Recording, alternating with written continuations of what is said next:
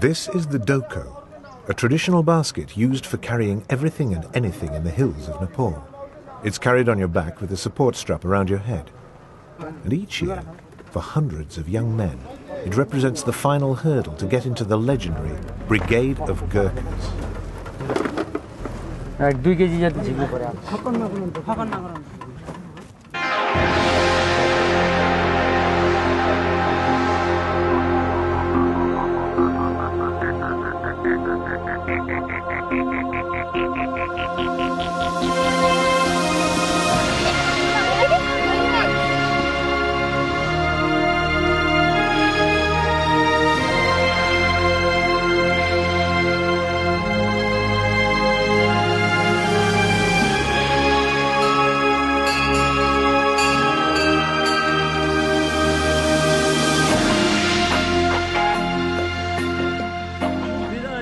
The doko race is a 4-kilometer run with 35 kilograms on your back.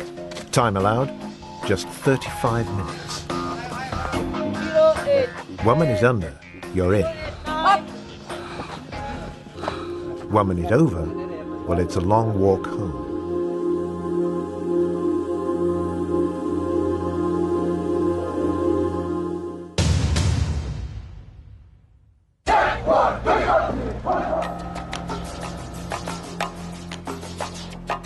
Ever since the British East India Company raised the first Gurkha regiment in 1815, the British Gurkhas have been at the sharp end of the UK's major military campaigns. Since Indian independence in 1947, they've been an integral part of the British Army. And through countless legendary stories, they have earned an enviable reputation as one of the bravest and fiercest fighting forces in the world.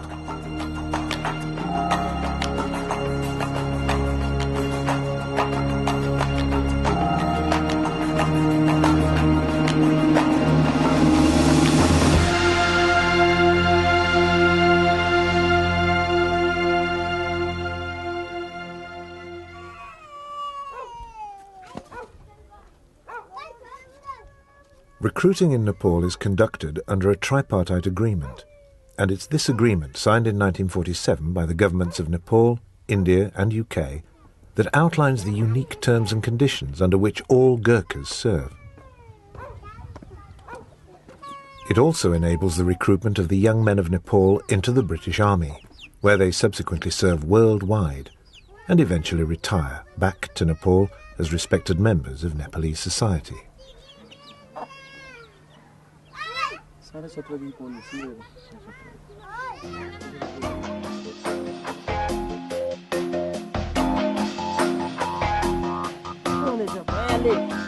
Now, while many in the British Armed Forces know the fearsome reputation of the Gurkhas, few realise the intensity of competition for entry.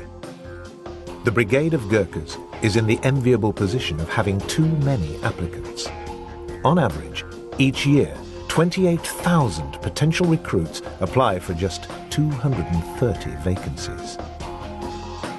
The selection process is designed to select the best educated, most intelligent, medically and physically fit young men.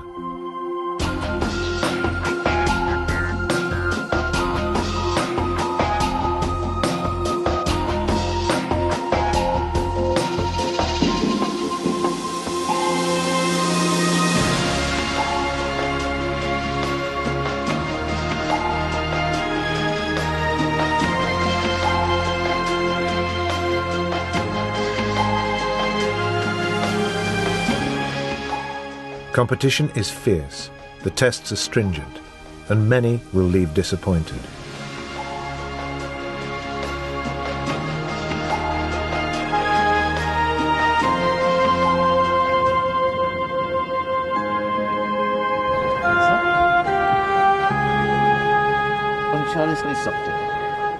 Every stage of the selection process, I will be there to supervise and to make sure that it's seen to be fair, that they are being told why they have failed. Those potential recruits that fail at that stage are, by and large, totally devastated.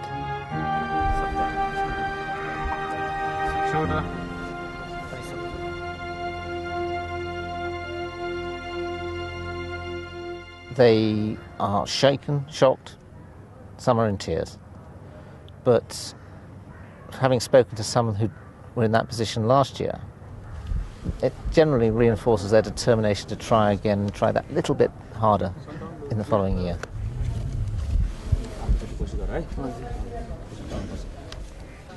At that stage, any and all of them would make very good soldiers, but we just don't have the vacancies in the British Army, so we have to draw a line.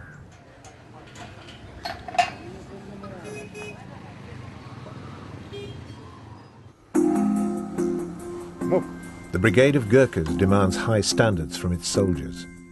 The quality of the Gurkha soldier underpins the reputation of the Brigade of Gurkhas, and this dictates that only the best are selected.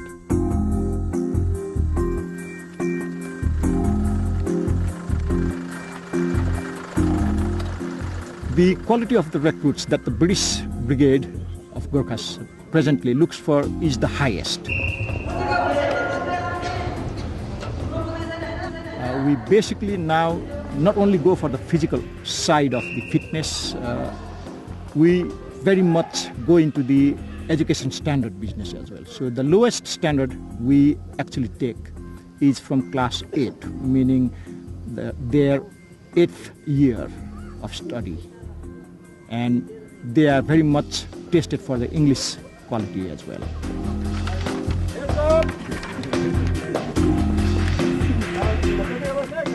Lots of the boys who come here as potential recruits have been educated at boarding school and will have done as much education, if not more, than some of the infantry soldiers coming in from Britain. After 16, school becomes voluntary, but stays free until they are 18. 748, just like to start. So I think in the future you're going to see Gurkhas who have a much higher level of English, much better communication skills, and therefore can work much easier alongside their British counterparts.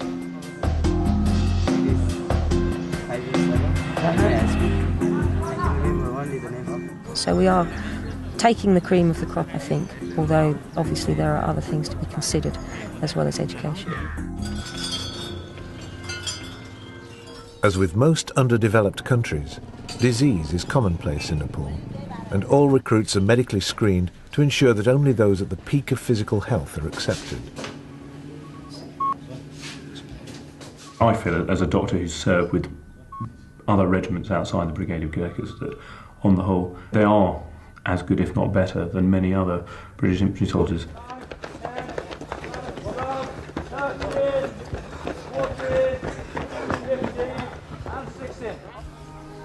I'd say that these guys are very tough. They have been brought up in a hard existence and they're naturally very determined to do their best whilst they're in the army.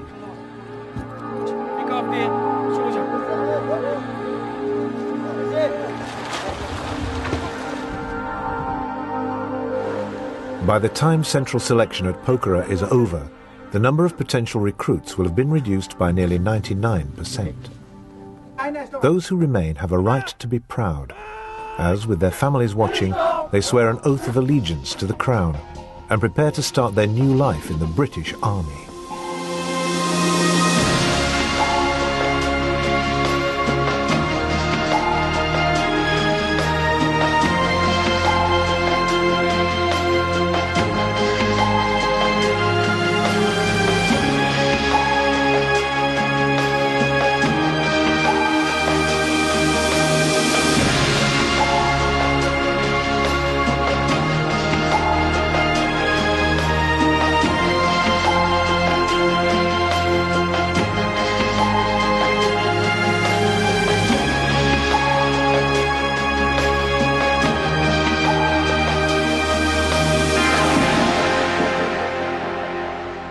Since leaving Hong Kong in 1997, the Brigade of Gurkhas has been based in the UK, and in keeping with its full integration into the wider army, the brigade now conducts its recruit training alongside British recruits in the UK.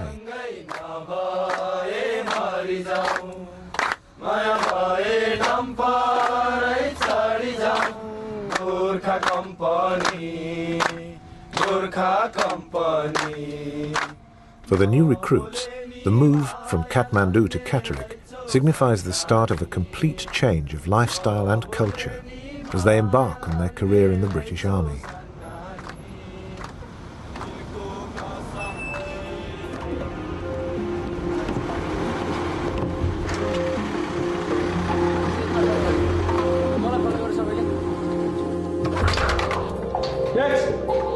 Gurkha recruits are trained in the same manner, using the same facilities as British recruits.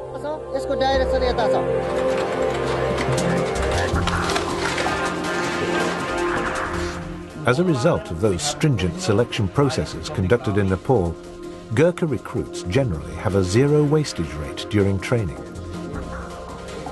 On top of all this, most Gurkhas go on to serve for a minimum of 15 years, which, combined with zero wastage, means a high return on investment for the MOD. In order to complete the cultural transition, all Gurkhas spend a little longer in Catterick than British recruits. This allows them to receive English language training and to adopt the corporate identity of the Brigade of Gurkhas. Those soldiers cap-badged to engineer and logistics regiments also receive technical language training before going on to complete trade training.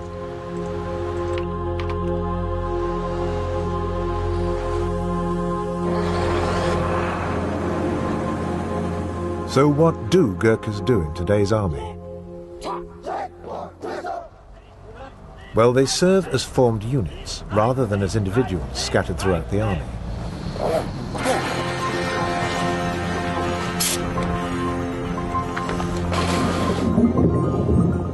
In addition to serving in engineer, signals and logistics regiments, there are 2 battalions of Royal Gurkha Rifles, one in Shorncliffe.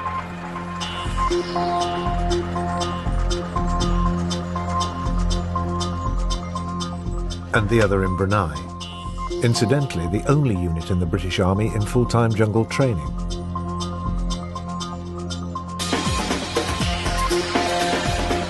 Then there's the use of Gurkhas for demonstration purposes at the School of Infantry's Jungle Warfare Wing in Brunei and on flagship courses at Brecon and Sandhurst.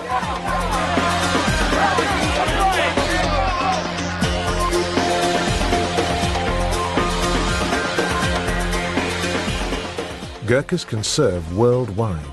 Recently, they've been in Bosnia, Kosovo, Afghanistan and Sierra Leone. Since September the 11th, we've been enormously busy, and I've had soldiers deployed in America, in Afghanistan, in Macedonia, in India, in Bangladesh, indeed all over the world on operations.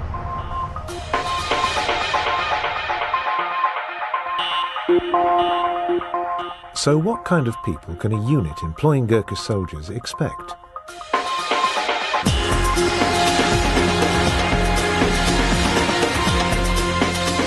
Well, they'll find Gurkhas exceptionally fit, loyal and committed, the result of having had to work hard to get as far as they have done. More importantly, when the chips are down, Gurkhas have proven time and time again to be some of the fiercest fighters in the world.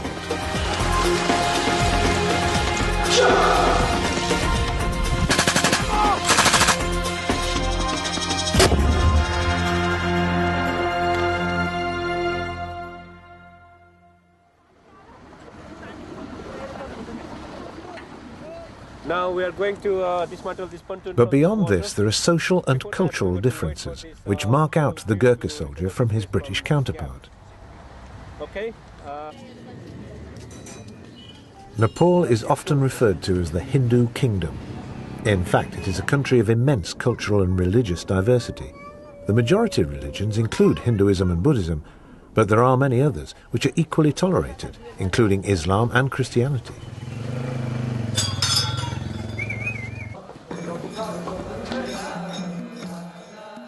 Religion plays a big part in their lives.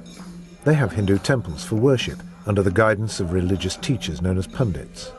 Their preferred diet will be different too. Nepali food tends to be quite spicy, and those Gurkhas who are practicing Hindus will not normally eat beef. There are other things that set the Gurkha apart from his typical British counterpart. He doesn't usually swear or boast. It's not in his nature. He also has a strong sense of traditional family values and a natural respect for age and rank that reflects his upbringing in Nepal. The cultural differences are there, but they're easy to accommodate. All that's needed is a little understanding and respect for his heritage, and the terms and conditions of his service.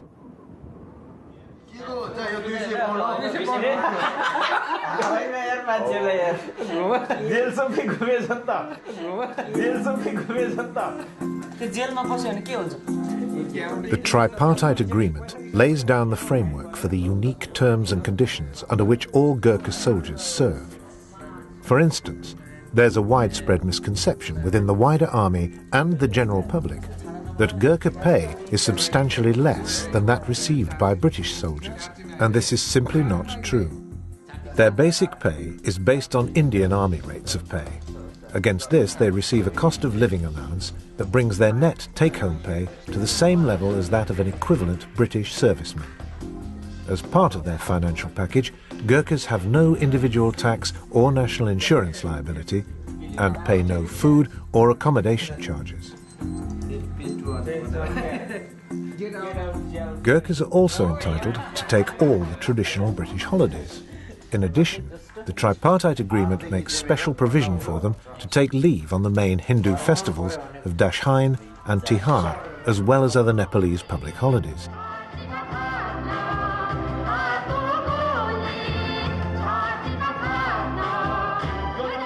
There are also special domestic considerations. 11 days line leave on the birth of a child, and to enable them to retain their social and cultural links with Nepal, they receive 5 months leave with free air travel after each period of 3 years' service.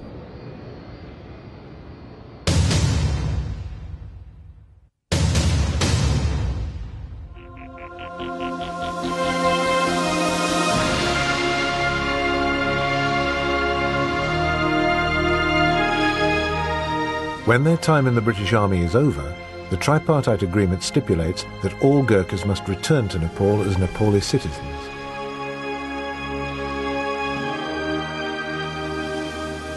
The Brigade of Gurkhas goes to great lengths to ensure that Gurkha reintegration into Nepalese society is as smooth as possible.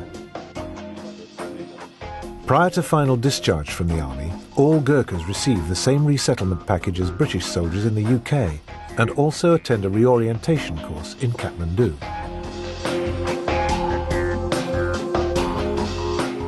In Nepal, they enjoy a high standard of living based on an immediate pension scheme that they receive on discharge.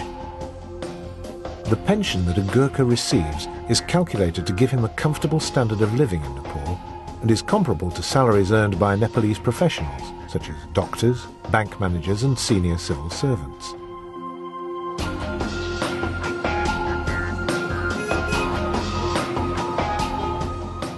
During retirement in Nepal, all ex-Gurkha servicemen have access to a worldwide re-employment program and a comprehensive welfare and medical support scheme provided by the Gurkha Welfare Trust and its network of welfare centres throughout the brigade's traditional recruiting areas.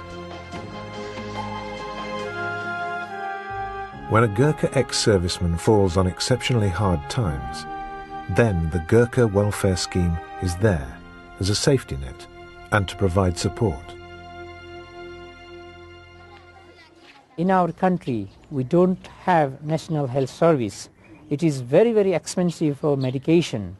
But those who served in the British Army, we have got this medical welfare scheme all over the country, east, west and central, including Darjeeling.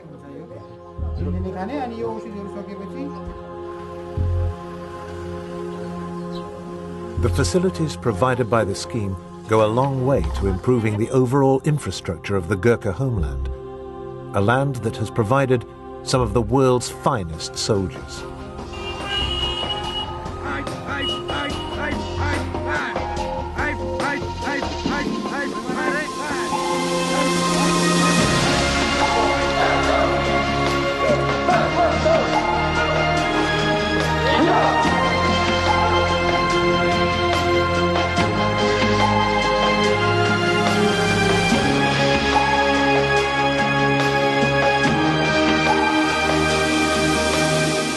The Gurkha soldier, a product of one of the most rigorous selection processes in the world. A man who is proud to serve the Crown and, as an integral part of the British Army, is a direct contributor to its operational capability.